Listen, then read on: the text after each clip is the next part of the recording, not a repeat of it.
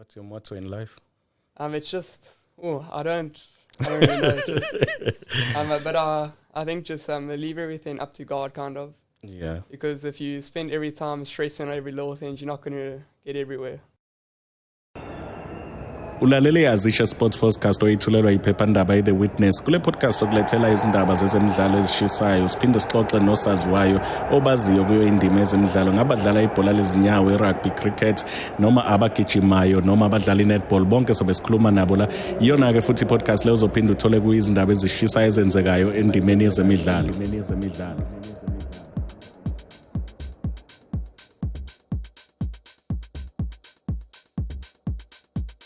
Greetings to all you sport lovers and welcome to the 4th episode of AZISHE Sports Run, brought to you by the Witness newspaper. Ahead of us is a busy sports weekend with the country's biggest football game on the menu. Of course, we are talking about Orlando Pirates taking on Kaizer Chiefs tomorrow at the FBN Stadium in Johannesburg. And local rugby fans will have their eyes glued on screen tomorrow morning when the Sharks takes on the Red on what will be their final match of the Australasian tour. The Sharks have done very well, winning 2 out of their 3 matches, and they'll be looking to make it 3 out of 4, which will be a very successful tour for Sean Everett and his men. There's Dusi Marathon going on as well. We have seen pre-race favorites Andy Pickett and Kumbulani Nzimande, Tulani Mbanjwa and Sibonelo Kwela doing well on the men's race, and Christy Mackenzie Kanapik as well as Tamika Ho and her sister Bianca have been doing very well as well in the women's race. We'll see who finishes top in both editions when the race ends tomorrow at the Blue Lagoon in Durban. We also have our first guest, which is the South African swimmer Matthew Said from Konala, Peter Maritzburg. We'll have a chat with him, and the things that he has achieved as a swimmer. He's still a young guy, 16-year-old, who's doing grade 11 at St. Charles College. So we'll have like an in-depth chat with him, getting to know him better. But first, I have the Witness Sports editor, Carl Peters, with me. Carl, welcome, and what do you have for us this week? Yeah, thanks, Sithembiso. It's definitely, as you said, another bumper sports weekend, headlined by the country's 2 biggest clubs meeting not only for a battle of bragging rights up in Soweto, but also on this occasion, there are implications for the title race. We have the mighty Amakosi leading the log at the moment, but they got booted out of the Nedbank Cup. They lost to Maritzburg United recently, so there's certainly pressure on them to beat their arch rivals Pirates at FBN Stadium tomorrow afternoon. On the other hand, you've got a Pirates team who certainly are also capable of winning the game. They've got Mahango as a top scorer, and certainly there are 2 different kind of playing styles from these 2 teams. You would say that Chiefs have a more European style, and Pirates are probably a bit more African flair to their game. But what is interesting is that Chiefs, having collected all the main points so far, can put themselves well clear of Pirates by winning this one. If Pirates don't win this game, then clearly their title chances are going to be affected. So I think the hunger is probably more on the side of Pirates. The form guide also favors Pirates. At the moment, Pirates and Stellenbosch United are the 2 form teams in terms of the last 5 games. Maritzburg and Chiefs follow closely.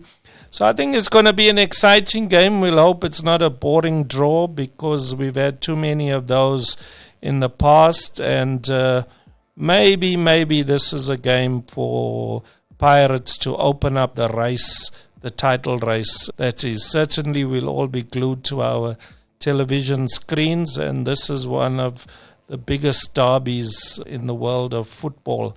I think before that game, we've got Maritzburg United playing tonight against Stellenbosch. So that's also kind of a match between 2 much improved teams, if you take the Nedbank Cup situation out of it. And Maritzburg will be looking to bounce back from their loss to Celtic last weekend in the Cup. Of course, before that, in the previous round of the Cup, Maritzburg beat Stellenbosch. So there's a case for revenge and a case for bouncing back, and that's going to be another interesting game. The other one that touches KwaZulu-Natal people in particular, as you said, will be the Sharks playing against the Reds, looking to end this particular tour on a high note. Talking about the Sharks, let's hear from their coach, Ushon Everett, talking more about their game plan ahead of this weekend. Yes, they are a dangerous team. They've got a formidable tight five. You know, they've scrummed really well, and they've given the opposition that they played against problems in the scrum. We saw that in the Lions. We saw it again on the weekend. They've also have James O'Connor that's flourishing at Flower now. Yeah, they are a dangerous team. They score tries. They've got Henry Spate from the Brumbies last year, and he's a menace on attack. So, yeah, we'll have to be really sharp and good defensively to keep them out. You know, the guys are really motivated to make it 3 out of 4. Not many teams come away from these Australasian tours winning 3 games, let alone 2. So, yeah, we know that if we put a good performance in against the Reds and we get the result, that we should get a good crowd in Durban, and that's our aim. We wanted to make people proud of the Sharks again, and hopefully we'll get, by a good performance, we'll be able to get people to the stadium next week when we play the Jaguares. Moving right along, like we said earlier on the show, today on our 4th episode of AZISHE Sports Run, we have our first guest, Matthew Sates from St. Charles College, and he's a South African swimmer. I think now you qualified to be called a South African swimmer, not just a Pietermaritzburg swimmer. Yes, yeah, South African. You've achieved quite a lot of things. Do you know how many records you hold or that you have broken or that you have set? No, but there's quite a few in like different strokes and different events, so I'm happy with them. What's your specialty? I do lots of IM. IM is like one of the things that I'm topping in South Africa overall, and then I'm also butterfly and breaststroke kind of thing. What have you been up to lately? I see there's a Grand Prix. Have you been taking part in those? Yes, yeah, I've been taking part in the Grand Prix. Those are the galas that you do to the Olympics, the upcoming galas. I've done pretty well in the IMs. I came first, so the 400 and 200 first, and then also the 100 butterfly. Oh, that's great. Yeah, so I'm happy with them. They're just like the open results, so they just place you for nationals coming up. So I'm being happy to be one of the top in South Africa to do it. You've had a chance to meet Chad Leclerc there. Yes, yeah, I was racing Chad Leclerc, but not in the... We did separate races, so he won the 200 fly. And how was it catching up with him? I know the last time we chatted, you said he was one of your idols. How was it to catch up with him? Yeah, it's been good. He's been traveling a lot, so it's just been nice to hear what he's been up to and what he's been doing. But Matthew, I want to go back. I don't know when. I don't know if you still remember. When did you start swimming? When did the journey start, and how did it start? I think it started like when my brother used to swim, so I just would follow kind of there. And then it started all with the school swimming, and then that level, and then went to like level 1, level 2, level 3, so it just carried on increasing. Was that at St. Charles? Or? No, I started off with Merkeston, and then I'm just at St. Charles now, for grade 11. Grade 11, oh yes. Next year it will be matric, huh? Yeah. And I want to tap into that thing of being a busy swimmer or a busy athlete and being a grade 11 pupil. How do you manage that? It can be quite tough for someone to manage a career and school at the same time.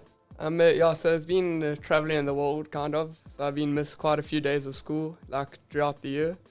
But St. Charles has been really good.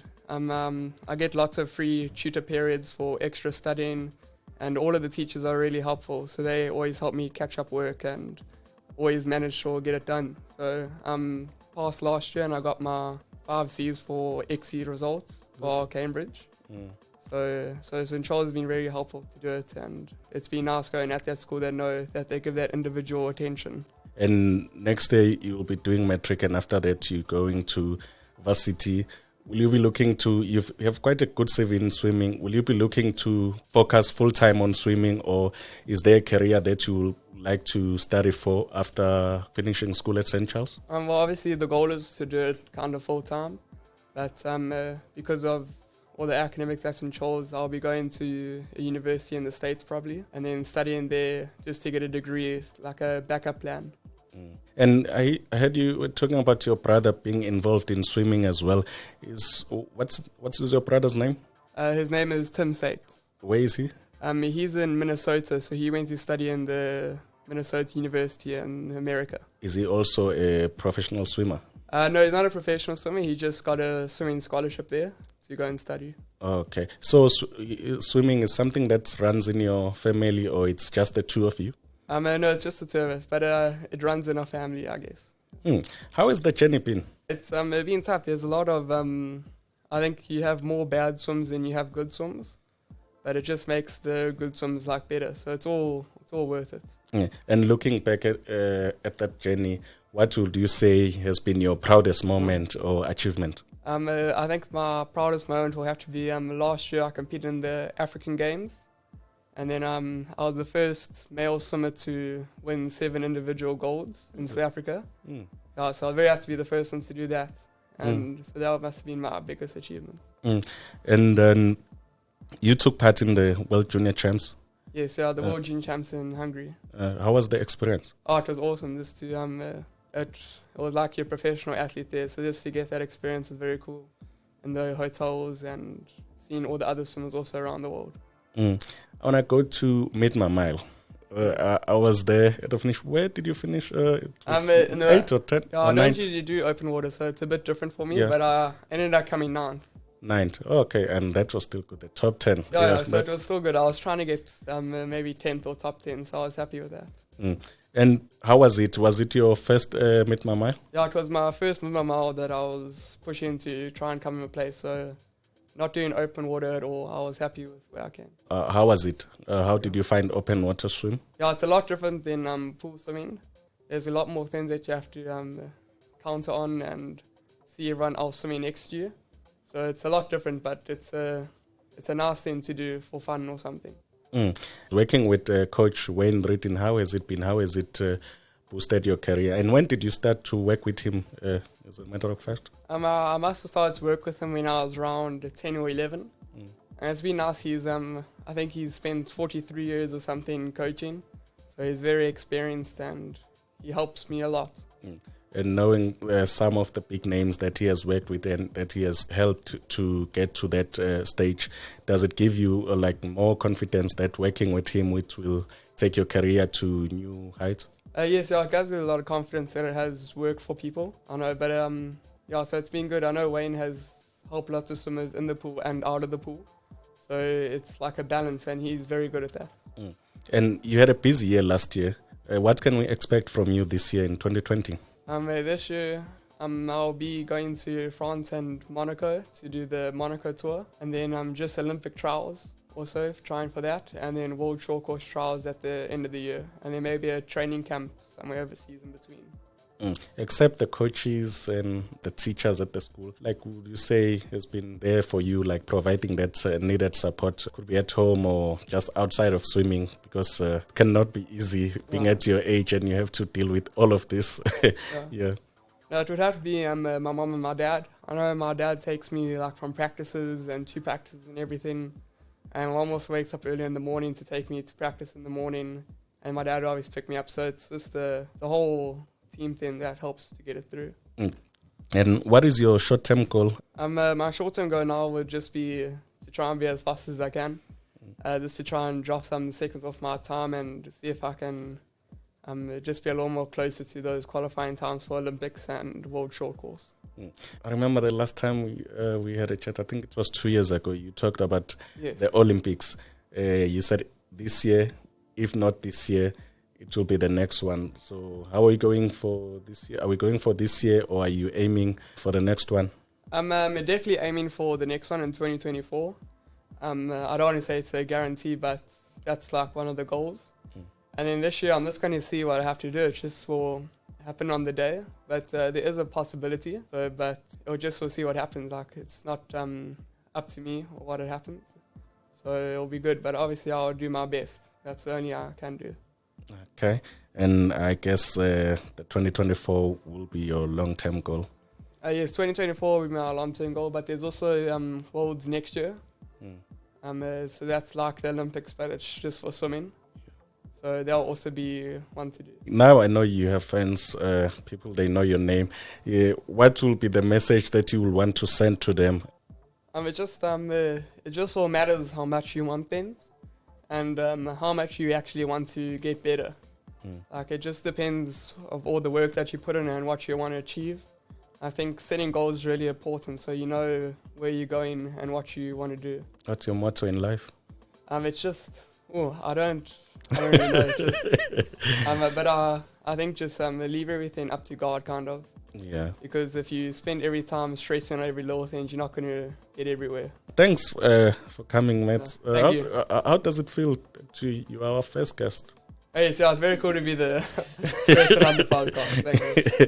I'm sure with all your achievements and everything that you're still going to achieve, you're going to be a regular on this show. I'd like to bring in your head of sports at St. Charles into the conversation. Just one quick question before we let you go. Mr. Irons, welcome. Thank you, sir. Good to be here. All right. You've had the privilege of witnessing his growth in swimming when he joined St. Charles up until now. Can you tell us something about his growth and what kind of athlete he is and a pupil at the same time? Yeah, well, Matt was a prodigy when he joined us in grade 8 at St. Charles College. So there was always great things that were possible, and he's just gone from strength to strength. So it's been amazing to watch as he's grown, just the discipline and the focus that he has, and he's worked incredibly hard. I don't know even if his friends at school know quite how hard he's worked. So all these achievements that he is currently achieving and the goals ahead of him, they are down to incredible hard work, and we're really proud of him. Do you know any teenagers who have a CV that Matthew has? Sure, Maritzburg has produced some amazing swimmers, so he's certainly following in the footsteps of some really good swimmers that have come out of Wade and Ridden setup as well. But no, I don't personally know any. He's exceptional, and we're very proud of him.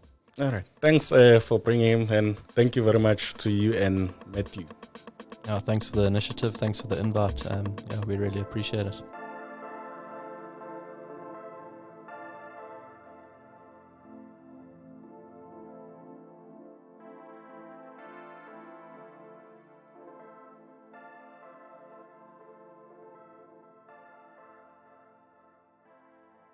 Before we leave you, if you want to get your clubs or associations notice about an upcoming event read out on this show, then send an email to sports@witness.co.za.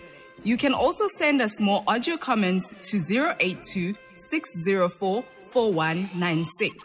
Watch out for more podcasts in the coming weeks on our timeline produced by The Witness. You can also like our Facebook page to listen.